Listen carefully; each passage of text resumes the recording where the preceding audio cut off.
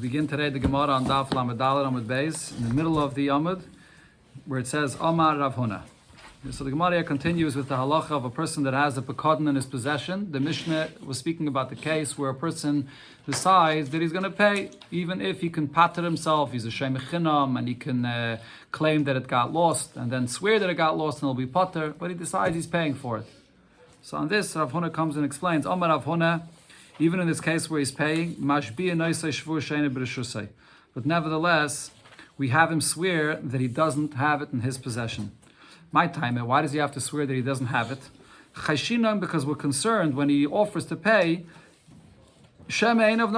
maybe he put his eyes upon it, meaning he has it in his possession and he likes it, he wants to keep it, so he just claims that it got lost, and he pays the owner for it, and then he's really keeping it for himself. So we have to have him swear that he doesn't have it. Meisvei, the Gemara asks on this halacha of Rav Huna from a Mishnah, Masechta Shavuos. Now, in order to understand this Mishnah, so the Mishnah is going to talk about a mashkin, and it talks about the value of this mashkin.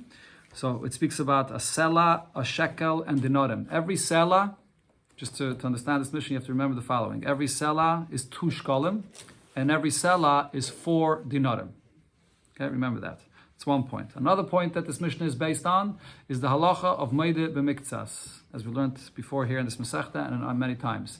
A person that denies a claim against him completely, kaifer hakol, is pater from a shvuah. A person that admits partially, Bava Metzia, is chayiv to make a shvuah.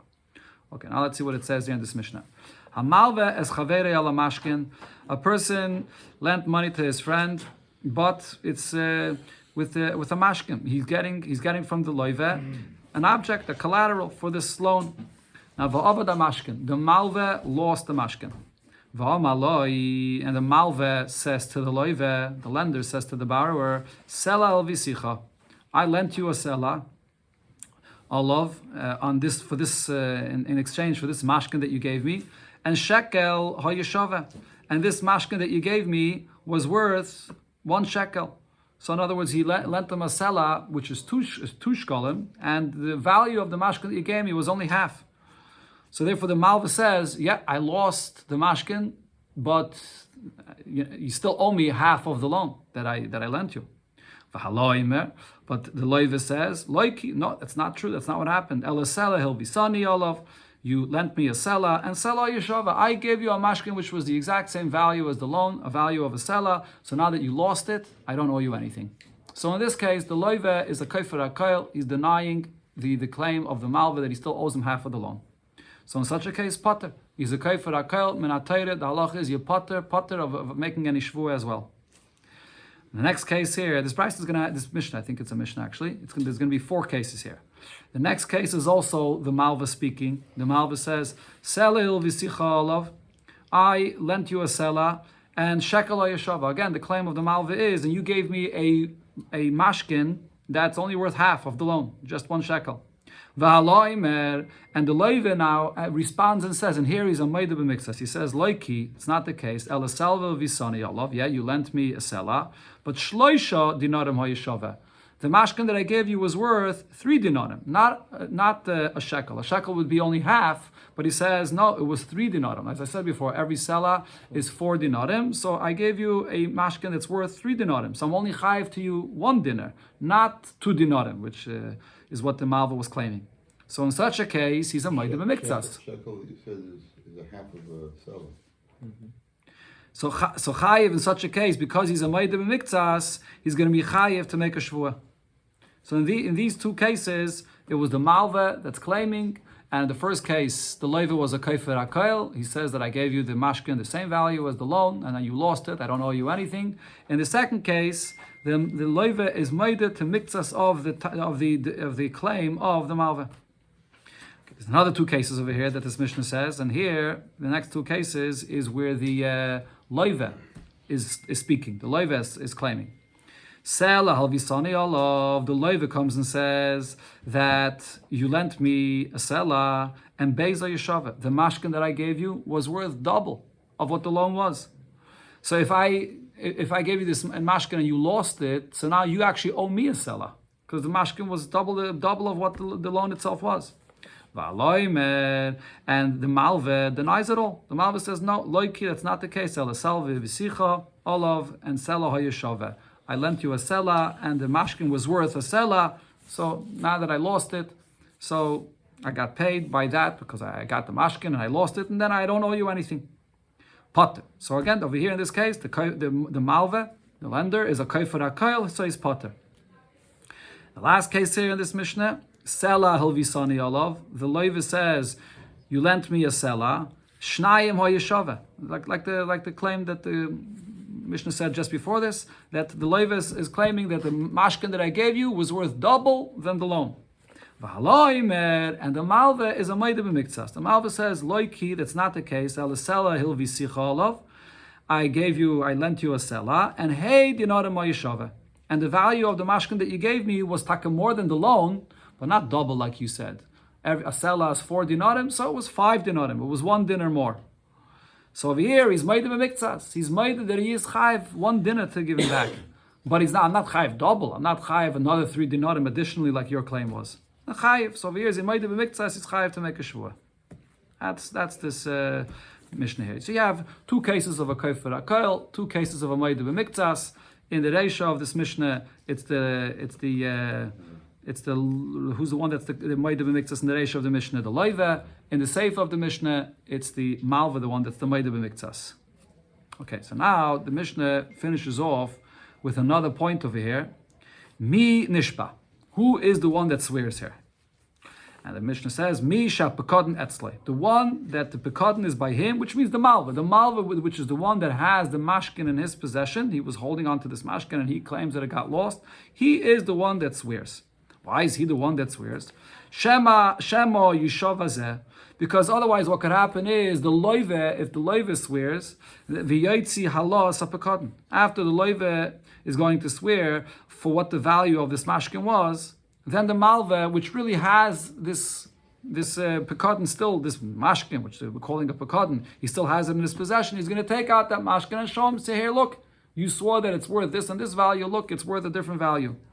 Okay, well, in other words, what it means to say is, according to Rashi, that what we're concerned about is that the loive is going to swear, and then the Malva all did this. It's a plot of the Malva to have the loive swear, and then it's going to come out to be a shvua sheker, because the Malva is going to take out the mashkin and show him, look, the value of the mashkin is different than what you swore. And the loive may have sworn and he didn't realize that it was not exactly the value that he said it was, because he didn't see it now.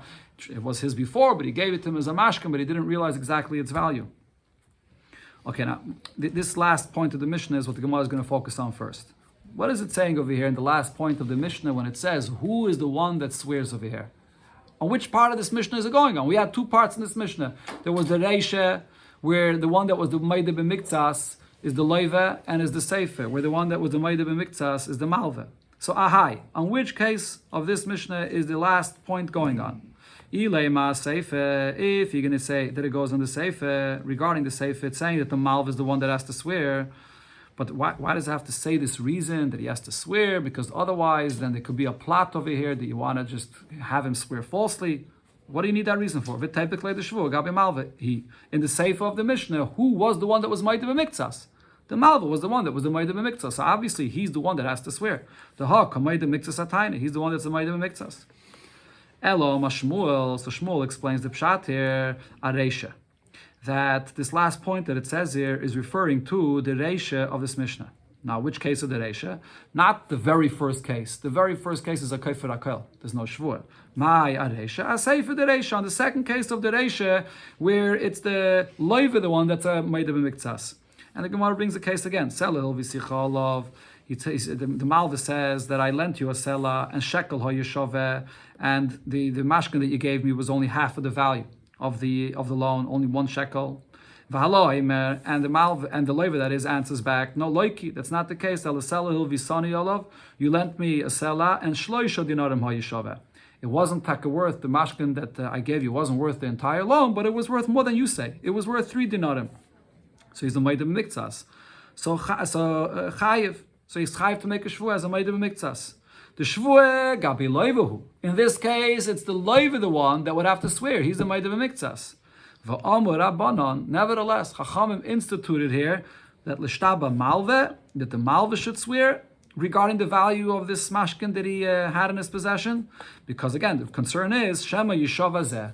Because what happens if the loiva, which is the one that really has the chiyuv of the shvuah, the loiva is going to swear about the value that he says he remembers it was, and then the malva has it in his possession, and the malva is going to take it out and say, "Oh, look, you swore falsely." Regarding this concern here, that it says that the malva may prove to the loiva that he swore falsely. This is Rashi's pshat. Taisus over here asks on this, what do you mean he's going to prove him that he swore falsely? So if he proves that he swore falsely, so good. So he proved him that he swore falsely, so he shouldn't have sworn falsely. Well, what's the problem? Adarabah. Let him swear, and he knows that the malva could disprove his shvuah, so he's going to be very careful before he swears, even better. So Taisus brings from Rabbeinu Chananel a different shot, that we're concerned that the malva has it all the time, and when the loiva swears, and then the malva takes it out, people are going to say, "Oh, why did Bezdin make this person swear? It was for no purpose." The malva had it all the time. Bezdin should have had patience and forced the malva to take out this mashkin. Instead, they had the loiva swear for no reason. That's really what we're concerned about over here. Okay, but according to Rashi, the Rishonim say that the point over here is that the malva is doing all of this. He wants that this loiva should become a person that's pasal le'edus. Pasal will never accept the shvu anymore. The malva knows that the loiva is not 100%. Doesn't know 100% the value of this mashkin. He gave him the mashkin, but the value of the mashkin changed. The value of the mashkin wasn't the same as he thought it is. And he knows that the loiva doesn't know 100% the value of the mashkin, and he's doing this all so that people shouldn't trust this loiva in the future. And that's what he's trying to do here. That's what Chacham were concerned about. So therefore, the Chacham said, the malva, which is the one that has it or had it in his possession, let him swear, instead of the loiva that's really originally chayiv.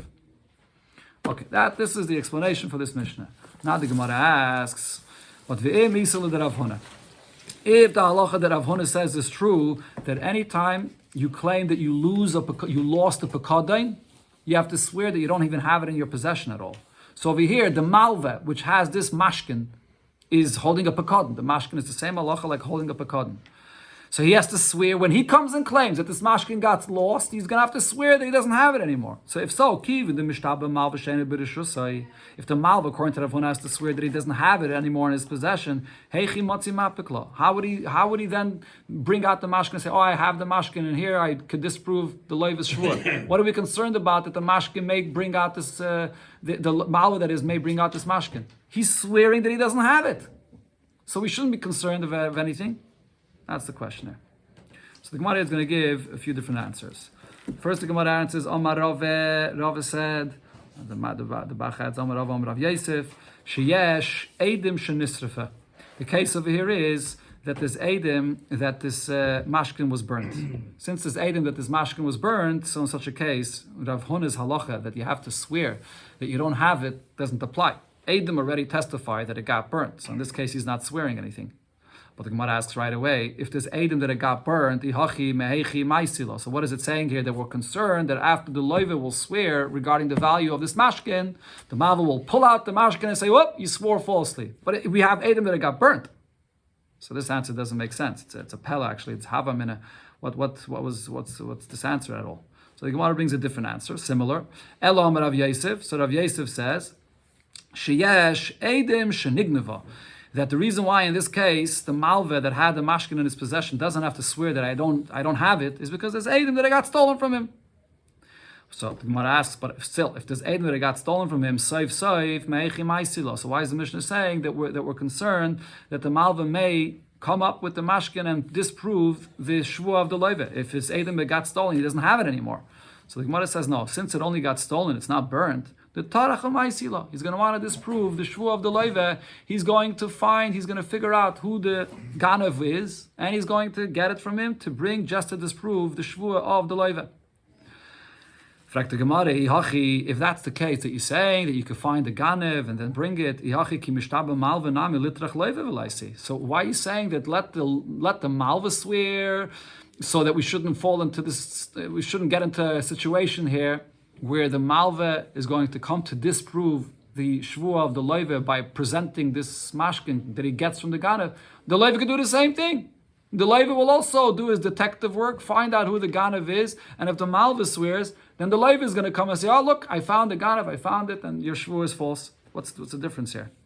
So the Gemara answers, no, there is a difference. Bishleima malve, regarding the malve, he's the one that had the mashkin in his possession.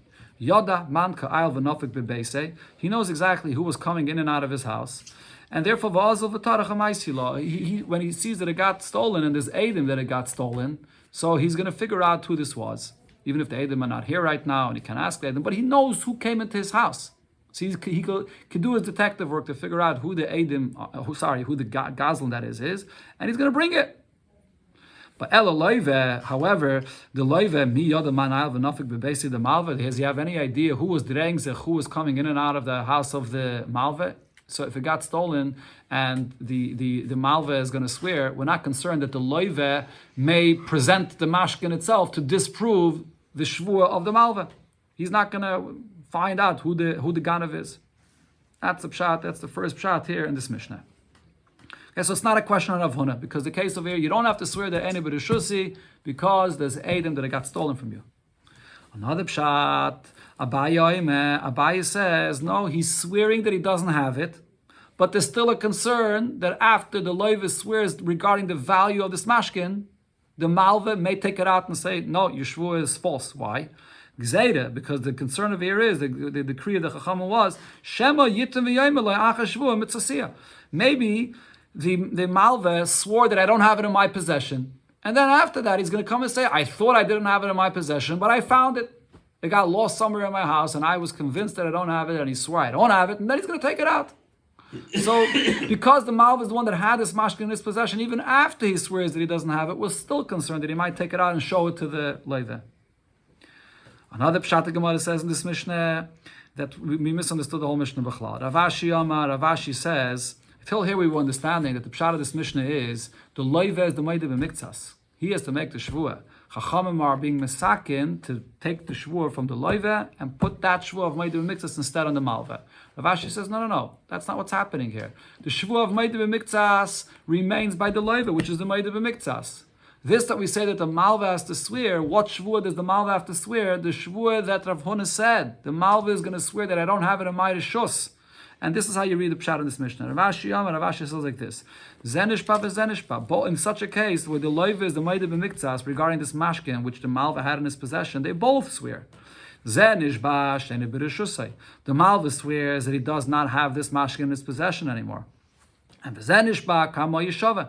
The loiva, which is the Meidah B'miktzas, will swear that what he said is true, how much its value was. Now, this is what the Mishnah meant to say.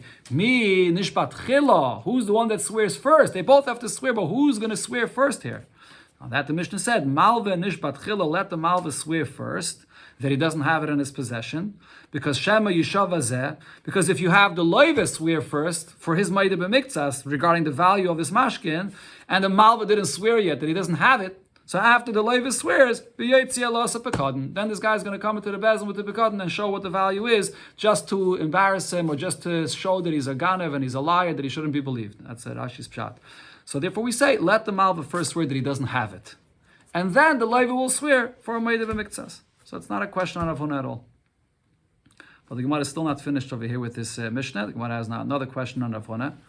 Rav Huna bar Tachlife, Mishmei de Rava Amar, Rav Huna bar Tachlife said in the name of Rava, Reishe de Seife to Yuftel Rav Huna. The first case of the Seife, where it speaks about the case where he's a Kaifer Akel, where the Malva is a Kaifer Akel. Right? The Leva came and said that I gave you a mashkin that's worth double the value of the loan. So if you lost it, now you owe me money. And the Malva says, no, I got a mashkin that's the exact same value as the loan, a seller and a seller.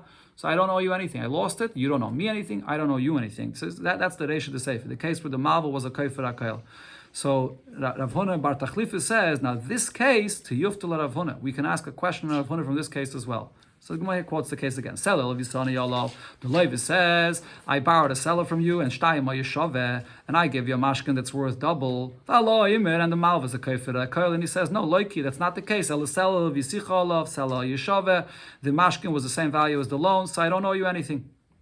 Potter. So in this case, is a Kaifer Akel is Potter. Well, the question is though, why is he Potter? If what Rav Huna says is true, this Malva that had this mashkin in his possession and claims that he lost it is like a shomer that had a pekadain and he claims he lost it. So what does Rav Huna say? You have to swear ein b'rishusi. You have to swear that you don't have it. If so, Migu the mishtave malve she'ene b'reshusay. Since he's already swearing that he doesn't have it in his possession, lishtabe nami, let him also swear a gilgul shvua kama yeshava. Let us also roll upon him another shvua that let him swear regarding the value of what it is. This is the concept of gilgul shvua, as Rashi here brings from the Gemara in Kiddushin and other places that we learn out from the Isha Saita, Isha Amay Namin. So we learn out she swears one thing, she swears another thing. Once she's swearing one shvu, megalgal upon her other shvu. So we had this concept of gilgul shvu here before in the Masechta. So same thing over here. Once you have to swear, once the Malva has to swear that it's not in his Rishos, even though a Kaifar HaKail doesn't swear, but then you can be megalgal, you have to also swear other things as well. That in this case the loive is claiming from the malva, so he should have to swear regarding the value of this mashkin as well, even though he's a kaifer hakol. So why does it say that he's potted to swear for this that he's a kaifer hakol? Amar Ravashi, so Ravashi said about this. Amrita l'shmaite kameder Rav Kahana. I said this halacha, this sugya here, and this question in front of Rav Kahana. V'amali, and he answered me that it's not going to be a question on Rav Huna. Why? Tehei b'maminoi. This Mishnah is talking about a case where the loive trusts the malva regarding the fact that it's not in his rishus. The loive says to the malva, "You don't have to swear to me that it's not in your rishus. You claim that you lost it. I believe you. You don't have to swear for me." Rav Huna said that takanit, you have to swear that it's not in your rishus because shemein of nasamba. But if the loive says, "I believe you," so then he doesn't have to swear that it's not in his rishus. So then he doesn't swear either regarding the kaifer hakol. Fragt the Gemara, but if that's the case, so if you're saying that there's a trust here, the loiv is trusting the malva. So when he claims that he doesn't have it, he trusts him. So why doesn't he trust him regarding the value of the actual mashkin? We see that the loiv doesn't trust the malva. He's arguing with him regarding the value of this mashkin that he gave him. So the Gemara says the reason why regarding that he doesn't trust him is because like kimle begaveh, the loiv says this was my object. I know its value. For him it was just a mashkin. And he's claiming that it had less of a value. He doesn't know. He's making a mistake. It's not that I don't trust him. It's just that he's making a mistake regarding that. Okay? But the Gemara asks, on the other hand though, if he's saying that the reason why there's a mistrust between the loiv and the loiv doesn't trust the malva regarding the value of this object because it doesn't belong to the malva. It was just a mashkin. But on the other hand, the malva should trust the loiv. The kimle begaveh, this object belongs to the loiv and he knows its accurate value because he's the owner. So why wouldn't the malva trust the loiv? So the Gemara says, no, the malva does not trust the loiva regarding this. The loiva trusts the malva, but the malva does not trust the loiva. That's the story here. That's the pshat here in this Mishnah. So the Gemara asks over here in this, why are we assuming this? Why are we saying that the loiva trusts the malva? And why is the malva not trusting the loiva? So the Gemara answers, the reason is because loive mekayim be b'malva tumas yisharon tanchem. The loive says, look, it was fulfilled regarding the malva, what it says in the pasuk, that people that are straight, people that are doing things right, the Eibishter gives them that they should be rich. The Eibishter gives them they should have. In other words, the loive says, look, if the malva is rich, he's probably honest, and that's why he's rich. So that's why he's trusting him. Malva mekayim be b'loive v'salav boigdim yoshtem v'salav boigdim yishodim. That people that go crooked, people that are traders, the Eibishter takes away their money. So the Malva says, why should I trust the Loiva? I see the Loiva is poor. It's probably because he deserves to be poor, and therefore I'm not going to trust him. That's the difference between why the Loiva trusts the Malva, and the Malva does not trust the Loiva in this case. Okay. Maria brings another story. Ahu Gavre, there was an individual, the Avkid Kefe Gavi Chavre. He gave as a pekadon kefe, which is nizamim, rings, nose rings, or what translation they have over there for kefe? Earrings. Earrings. Oh, so okay, earrings, or in another place Rashi says it's other kinds of jewelry. He gave jewelry to his friend as a pekadon to keep for him. Al malay. So then he comes back to him and he says to him, "Havli kefe, give me back my earrings." Al malay lo yadayna heiche aizvinu. I put it away somewhere. I put it away so well for you, and I don't know where it is. I don't know where I put it away. Also, so they came to Rav Nachman to ask him, in this case, if this person is chayiv or not. Now, this person is a shei mechinam. Shei mechinam is only chayiv if he's a peshe, if he's negligent. So is this a negligence? Or malay, Rav Nachman said, Kol lo yedayna pshiyusihi. A shei mechinam that comes and says, I don't know where I put it away, that's negligence, and therefore he has to pay. Zil shlim, go and pay. Lo yishalim, the person, the sheimer did not pay up. Oh, so Rav Nachman went, Agbe la padne mine. This person had a house or a palace, a nice big house, and he went and he evaluated the palace and he collected it and gave it to the owner that he owed this money to. Now, l'soif, in the end, what happened was the shtakach kefe. The shaymer did find the earrings, the jewelry, and the price of this jewelry actually went up. Rav Nachman, so Rav Nachman says, so what do we do now? So now he already paid up this that he claimed that he didn't have it, that he couldn't find it, and he already paid that up with the value of his hapadne, his house, his palace that he gave him. But now the actual item itself was found, but it now has a new value, has a higher value. What do we do now?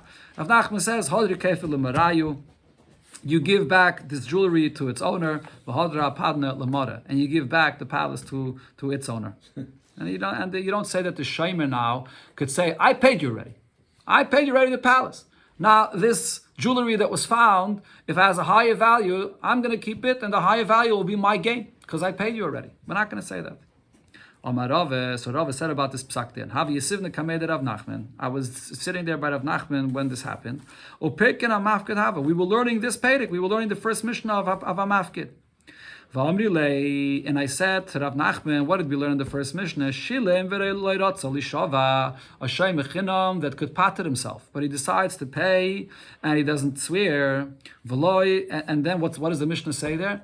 That in such a case, once you paid, if then the Ganev that stole this item was found, and the Ganev is going to be paying kefil, so there's a gain that comes now from this Ganev that's paying the kefil. Who gets that gain? The shvach from this kefil? The shaymer, because the shaymer paid already, he gets the shvach. So what Rava was arguing is, over here it should be the same thing. That this shaymer paid, and now the kefe, the pekadon was found, and there's a gain here because it went up in value. Who should get that gain? The shaymer should be able to keep it. Rav Nachman didn't even answer me at all for my question. Now Rav said, he was right that I didn't even bother answering me because it's no comparison. My time, what's the reason? In that case, we said in our Mishnah that the shamer will get the kefil. It's because you weren't matriach to the bezdin. You offered to pay and you paid, so you didn't give him any trouble. So in such a case, the owner of this object is makning you the kefil, as Gemara explained before. But over here, you schlepped this person to the bezdin. You said, I don't want to pay. And even after Rav Nachman said you should pay, he still didn't want to pay, and he had to go and take away your house. So in such a case, if it's found later and there's a revach, it went up in value, the shamer doesn't keep it. It goes back to the original owner. Now the Gemara focuses on another detail of this case. What did it say over here? After they found the jewelry, so Rav Nachman said, let's give back the house to the shaymer and give the jewelry back to the owner. But the question is, remember, shall we say the Savar Rav Nachman, the Shuma Hadar? Should we say that Rav Nachman's opinion is that even after a person owed money, and you evaluated a property of his, and you already gave that property to the person that he owes, later on, if he decides, I have money, give me back my property that you were paid. I have money. I want to give you cash, and I want my property back. Would Rav Nachman hold that you give him back his property? That's basically what's happening here, right? He's after the apadne, the palace was already paid for him, and now the jewelry is found. He gets back what was paid, or the property, the palace that was collected. So the Gemara says, no, in this case it's different. Even if usually Shuma, once you already paid up with a property, it doesn't go back. But Shani Hasam, the Shuma B'ta'asava. Over there it's different. This entire Shuma, the fact that they confiscated this house of his, it was all a mistake. The Kahava Kefi Meikara, he had really the jewelry of the Pekadon in his possession all the time. He couldn't locate it, but he had it all the time. Then he went and worked harder to find it. He found it, so then he gives it back. So the whole thing is a mistake. Usually, when you pay someone with a property, you owe them money, and now he collected your property. That's like a sale, like it's done. You can't take it back afterwards, even if you come later with cash and say, I want my property back. It's too late. Here, though, the jewelry was in your house the entire time, so therefore the whole thing was a mistake. That's what Rav Nachman says, that you give it back. Now here, though, the Gemara is going to discuss this halacha itself regarding Shuma.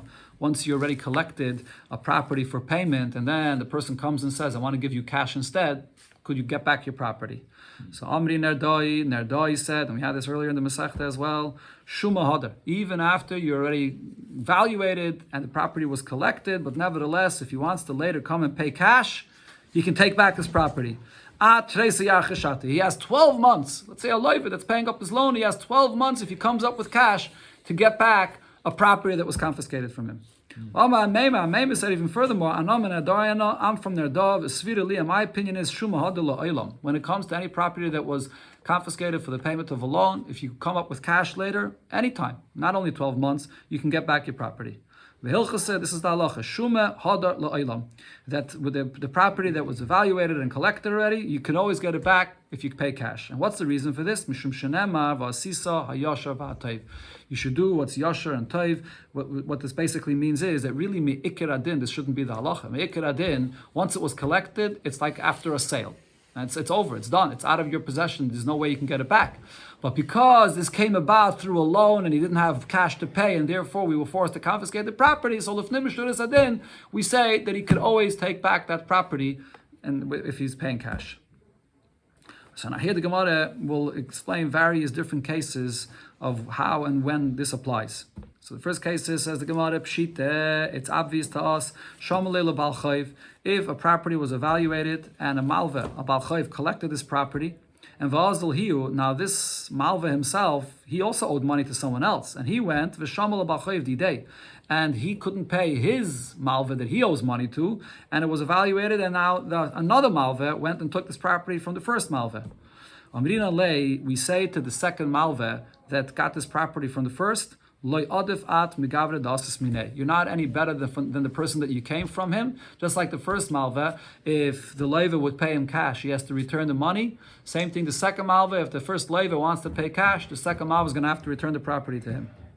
However, says the Gemara, another case, this is also pshita, in a case of zavna or orta, in a case where the malva already collected this property, and he doesn't have the property in his possession anymore. What did he do with this property? He sold it to someone else. Or he died and his children inherited it. Or v'yave b'matana, he gave it as a gift to someone else. Vadai, definitely in such a case, these people now that have this property,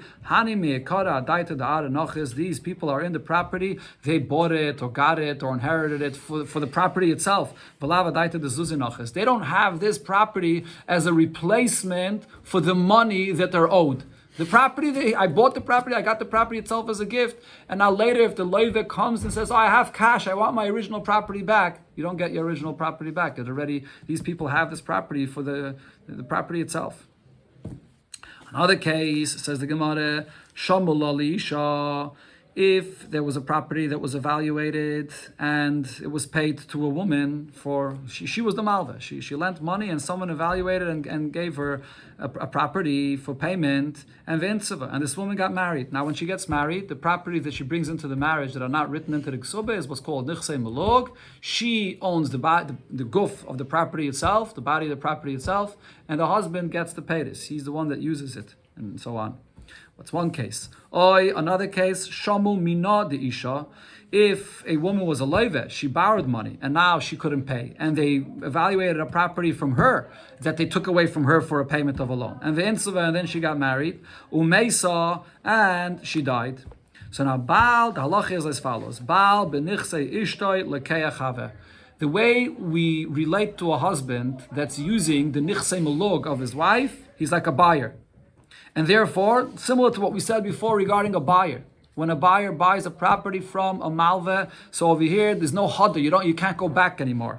So therefore, loy mehedar, if this woman collected this property from a loive and now the husband has it, so it doesn't go back to the loive even if he offers now to pay cash, because the husband's like a buyer. Once he's a buyer, like we said before, I bought the property, I have nothing to do with this loan. I'm not giving it back for any cash.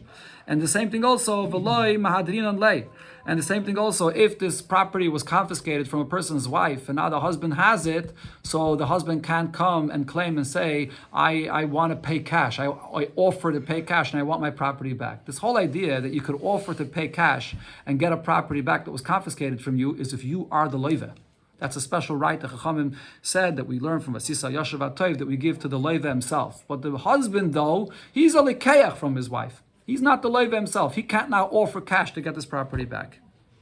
And the Gemara says, where do we see this concept that a husband, regarding the property, the nichsei malug of his wife, is like a buyer, a likeach? Rabbi Yossi bar Chanina said as follows: Bo'usha hiskinu It was instituted by the Sanhedrin when they went in Galus and they were in Usha, that ha'isha shemachra b'nichsei mulug, a woman that sells her nichsei mulug b'chaye baila, when her husband is still alive. Right, so she could only sell the goof of the property while the husband is alive. He's the one that eats the paytas. But she went and sold this property to someone else, and then umeisa, and then she dies. Habal maitzi miyad alakuchais. The husband goes and takes the property away from these buyers. Why? Even though the buyer could say, "I bought the property and therefore I have rights to it before you." The halach is when a woman dies, the husband is the one that yarshins her. But if she sold it before, so then how could the husband yashin it from her? The answer is, Chachamim were misakin, that the husband can say, no, I'm a buyer. I'm considered to be a buyer. The fact that I use my wife's property when she's alive, I have a status of a buyer before you even. And therefore, I bought it before you, so if my wife sold it to you, I get it before you. So we see that a husband has the status of a buyer. Another case, the Gemara says, Agbe iu b'chayvay. In a case where the loiva willingly came and offered and he didn't make the malva go to Bezdin and go through the whole hassle to go and confiscate the property from him. That's usually how it happens by a loan. The malva asks to pay, doesn't have cash, and then you have to confiscate a property instead. But what if the case was there was no hassle here? The loiva came and gave this person the property as payment for the loan. In such a case, will you say the same thing, that if later on the loiva comes back to offer cash, could he take back his property? So Ravacha and Ravin argued about this. One of them said that even in this case, if later on he changes his mind and offers cash, he'll get back his property. Another opinion is no, loy hadra. In this case, if he offers cash later instead of the property, he's not going to get it back. The Gemara explains the argument. The opinion that says that he does not get back this property, Sovar, he says like this: Hi, Zvini Malayi. This is considered to be like a regular sale that he gave it willingly, and therefore there's no going back on this. The Hamidaita the Nafshayagbe. When the Malva came to collect his loan, he said to the Malva, here, this is the property that I'm giving you. So this is not like he's a Nebuch that he was forced, it was confiscated, and there's Vasisa Yoshev Toiv. He gave it, so it's done. The other opinion that says that it goes back, he says no, Savar, he holds loy zvini ma'al yuhu. It's not considered to be a regular sale where you can't go back on. You see that he just right away gave it, and it doesn't seem like he had any issue with this. He didn't even go to Bezdin. It was because he was embarrassed. He didn't want to go through that it should be known to everybody that he has no cash available, and he's going to be forced that the property should be confiscated. So he comes to Chatchila and gives him the property. But really, it's because he wishes he could pay cash. He can't pay cash. So later on, if he has money, he could get back his property. Okay, the last halacha, the Gemara says regarding this concept of when you collect the property from someone. Me'emas achol peiri. When Bezdin evaluates a property and gives you the right to go and confiscate this person's property, exactly from what point could the Malva then go and eat the paytas, the produce from this property? Rabba says, Mechimatya adrachte liyadei.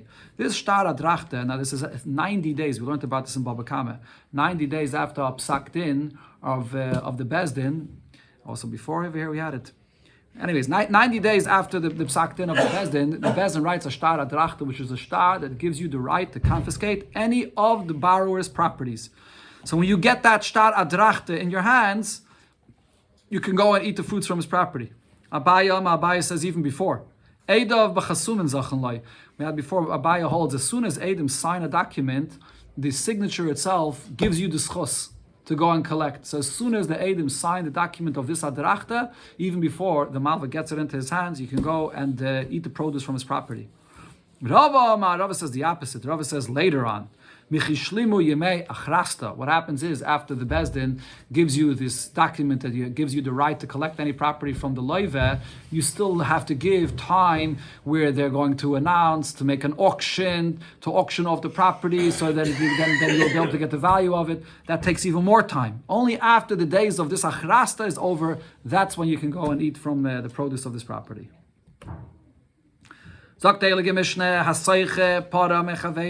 person rents a cow from his friend.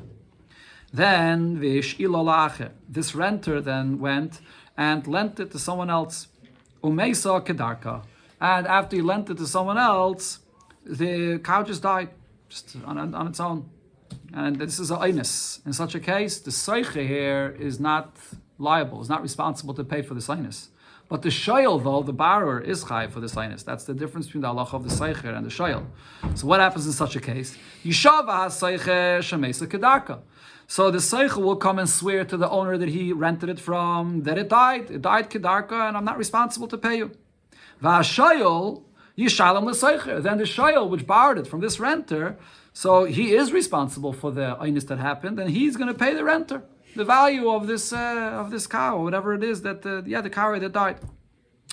Yeah. So what does it come out of here? That the renter is gaining from this cow that belongs to someone else. It's different. There's a different contract. There's a different level of responsibility. Amar Rabbi Yosi, so Rabbi Yosi says, how could you say such a thing? Keitzad, how could it be that Allah, this renter, Isis Chayre, is making profit with the cow that belongs to someone else? That he's going to be putted to pay the seicher because it's an einus, and the shayl has to pay him, so he's gaining off someone else's cow. The potter goes back to the original owner. Okay, so you don't allow the seicher to gain anything from this shayl. The shayl has to pay to the original owner. Which owner is gaining? The original owner is gaining. Well, yeah, because now that it was lent out, so now that lending goes back to the original owner. That's who he's chayiv to. It's his cow.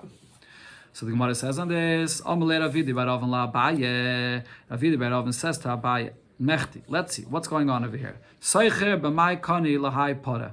The seicher, what rights? We're discussing here the opinion of the Tanakama. What rights would the seicher have over here for this cow? B'shvuah.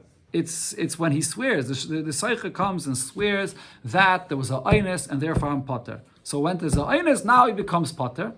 So that's what now gives him the rights to go and be able to take from the shoyel, from the lender, that from the borrower that is responsible. So if so Ravi de Baravin asks, why doesn't the original owner, the masker, say to the seicher, Dal ant, let's put you aside. The dal shvu asech, forget about Yishva. I don't need you to swear to me that a einus happened. And now the dintayr is between me and the shoyel. Who's the one that has my cow? The second guy. The shoyel is the one that has my cow. I don't need you to swear for me. I don't need you to. I'm going to go to the dintayr just with the shoyel, and therefore let me get it. In essence, the Gemara is asking, what is the explanation for the opinion of the Tanakama? Why is the seicher swearing to the Tanakama to pater himself, and then the shoyel is dealing with the seicher, and the seicher ends up gaining? Let the owner say, my cow is by the shoyel, and I want to get it directly from the shoyel. Amalei. So Abaye answered, Mi savre seicher b'shvuah de kakanilei. Do you think that the fact that the seicher here gains rights for this cow that he lent out to someone, it's because when he swears to pater himself that an einus happens, so now when the shoyel will come and pay, it's going to go to him? That's not that. And if that would be the case, it wouldn't go to him. Then it would go directly to the owner. Mishas misu the kani. The moment this share dies, so over here it was an einus. The original owner has no rights for this because the original owner rented it to someone. In a rental, misa, the original owner gets no rights for that. It's only the seicher that lent it to someone that gets rights for it. And v'shvuah, the fact that he's swearing to pater himself of paying the owner, that's not the original reason or really why the seicher has rights for it. It's because the owner doesn't trust him that einus happened, so he has to swear that he should trust him. But that's not really the main reason why he gets it. So therefore, the Tanakama holds that the seicher is making schayre, he's gaining off this deal over here. There's a different contract between the masker and the seicher, which is now a mashil, and the shoyel. So as far as my contract is concerned, I have to get paid for this einus. As far as the original owner's contract is concerned, he doesn't get paid for the einus. That's the opinion of the Tanakama. That's explanation. Okay, based on this, the Gemara is going to say a ganze spiel over here, how this could play out regarding the owner himself. We'll have to leave this for tomorrow.